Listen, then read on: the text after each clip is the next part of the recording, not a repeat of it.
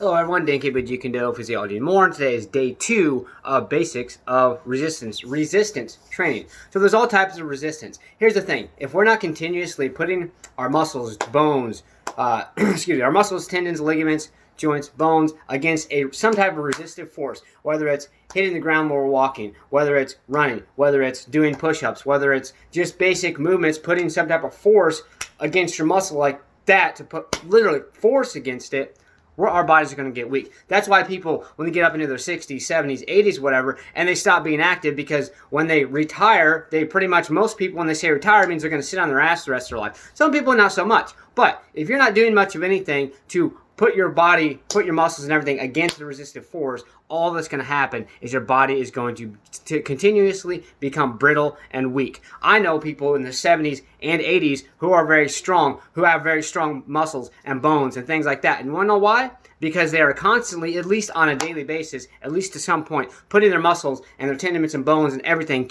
against a resistive force. Some type of strength training, body weight exercises, push-ups, pull-ups, sit-ups, squats, things like that. Here's the thing: if you're telling yourself right now, "Oh, I'm too sore, or my bones are too brittle," well, they're probably because you've allowed them to be that way. If it's because of some type of disability or things like that, I understand that. But there's still ways to strengthen anything and everything. If you can't use your legs, or your legs are not very mobile, you always have your upper body. You can at least keep your upper body strong, to that way, you at least have one part of you to give you a little bit of sense of accomplishment, give you a little bit of sense of confidence to push forward and strive for more. Okay, a lot of people honestly are just making excuses of why they can't do it. Okay, yes, like I said, there's some underlying reasons. However, let's get into the fine details today. What I would like to talk about today is your stabilizing muscles. What I mean by stabilizing muscles is literally what I say. They stabilize other muscles. So when you're doing push-ups, okay, you have small stabilizing muscles. One of the main muscles is actually called your coracobrachialis, which I've showed you before, is literally kind of right underneath the armpit, behind your chest muscle. Okay,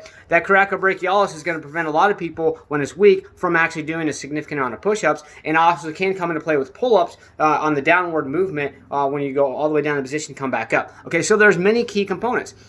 Push-ups and pull-ups, body weight exercises, period, is honestly, my opinion, the single best way to strengthen and increase the maximum potential of your stabilizing muscles. Okay, so push-ups. I'm going to get into push-ups. Let me go get into position, and I'll be right back.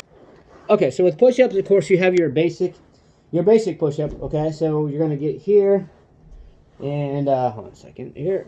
Move a little bit more this way. Okay, so your basic push-up. All right. Go like this, come down. And when you do push-ups, you want to go all the way down. Literally touch your chest, okay? So let's do a frontal position here. All right, now let's move back over this way. Frontal position. All right, you can have your hands a little closer, whatever. Just a standard push-up is right about shoulder width apart, give or take. Come down, breathe in as you come down. Touch your chest, back up. If you can only do like 5 or more this way, or if you can't do any, you can always do them on your knees. You can always do wall push-ups. Okay, and I actually have a video on my other channel, my Jeet Physiology and More, where it actually shows you basic exercises to increase actual real-time push-ups. Okay, what I've been practicing though, any of you who know what planche push-ups are, that's literally where you do push-ups where just your arms are touching the ground, your feet are just hanging in the air parallel to the ground. Okay, I've been practicing these. And I just basically, the best thing is, you can't really see my feet, but coming forward here, putting your hands like this, coming forward here, and the more you lean forward, let's come this way a little more.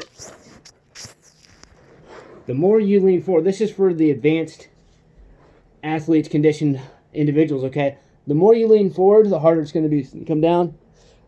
Just try a few of those. I did some earlier just to kind of practice, okay? So I just wanted to go over some basics as far as stabilizing muscles.